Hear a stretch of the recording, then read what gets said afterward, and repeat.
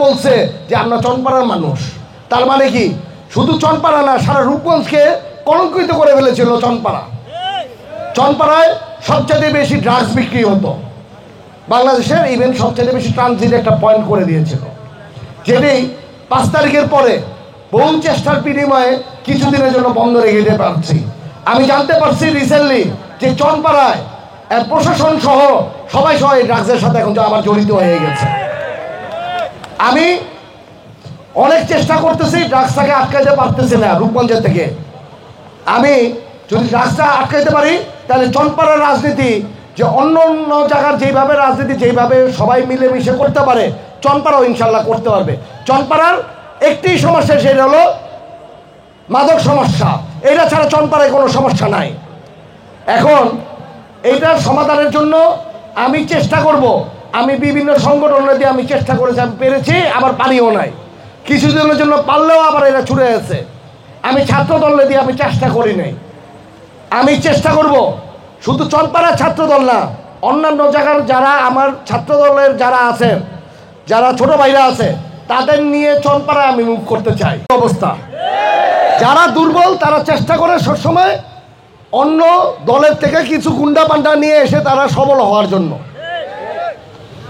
কিন্তু এটা পারে কেন? আমি তোমাদের একটা কথা বলি, এটা পারার কারণ হলো আমরা নিজেরাই কিন্তু তাদের চান্স দেই। জি ভাই, আমরা কেমন চান্স দেই? আমরা যদি সবাই ঐক্যবদ্ধভাবে থাকি, আওয়ামী লীগকে কিন্তু আমরা শীতল লক্ষার পানিতে কিন্তু আসলে চুবাইতে পারবে। আর স্পেশালি আমার ছাত্র দলের বাহিনী যদি ঠিক থাকে, ছাত্র দলের লোকজন যদি, ছেলেমেয়েরা যদি আমার সাথে থাকে, আমার এটা কোনো ব্যাপারই না। কিন্তু এখানে একটা ব্যাপার দাঁড়ায় যাচ্ছে যে আমাদের ভিতর এরকম আন্তরিকতা আছে নাকি। যদি আজকের থেকে আমরা যদি ঐক্যবদ্ধভাবে একটি শপথ নেই যে রূপগঞ্জে আওয়ামী লীগের সন্ত্রাসীদের আমরা রূপগঞ্জে দাঁড়াইতে দিব না, আমরা কিন্তু সেটা পারবো। আমার অন্য সংগঠন লাগবে না, আমার ছাত্র দল হলেই চলবে। বুঝছিলাম অ্যারেস্ট হওয়ার পরে আমাদের তরফ থেকে কেউ গিয়ে তোমার খোঁজ খবর নেয়। তবে এরকম ঘটনা কিন্তু বিরল।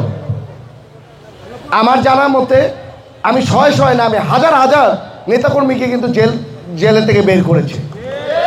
শুধু রূপগঞ্জ থানা না, আমার একটা কথা ছিল যে নারায়ণগঞ্জ ডিস্ট্রিক্টের যদি কেউ কোথাও কোনো সমস্যায় থাকে, তাকে বের করার দায়িত্ব আমি দিব, একা নিব। কিন্তু আমার মনে হয় তুমি যে কোথা থেকে অ্যারেস্ট হয়েছিল, অথবা কি কোন কারণে, অথবা কিভাবে করে তোমার জিনিসটা হয়েছে, অথবা কেন আসে নাই, অথবা তোমার পরিবার কেন, আমার মানে যদি অন্য কারোর সাথে যোগাযোগ যদি নাও করতো, যদি আমার সাথে যোগাযোগ করতো, তাইলেও কিন্তু আমি কিন্তু বের করে দিতাম। তবে যোগাযোগ হয়েছিল আমার ব্যাপারে সবকিছু আমি ব্রিজ থেকে আলাপ আলোচনা করতে পারবো আজকে। ইভেন আমি চেষ্টা করব এখনই তোমাদের সাথে বসে তোমাদের ওই প্রবলেমগুলিকে সলভ করতে, নাইলে পরবর্তীতে আমি এই প্রবলেমগুলিকে ইনশাল্লাহ সলভ করে দিব। তাই আমি আশা করি যে তোমাদের মনে যা কিছু আছে, যে কোনো কোশ্চেন তোমরা করবা। আমি কেন, এখানে যারাই আছে কেউ কোনো মাইন্ড করবে না। আমরা চেষ্টা করব তোমার মনের যেই আশা আকাঙ্ক্ষা আছে সেটাকে ফুলফিল আমরা করব।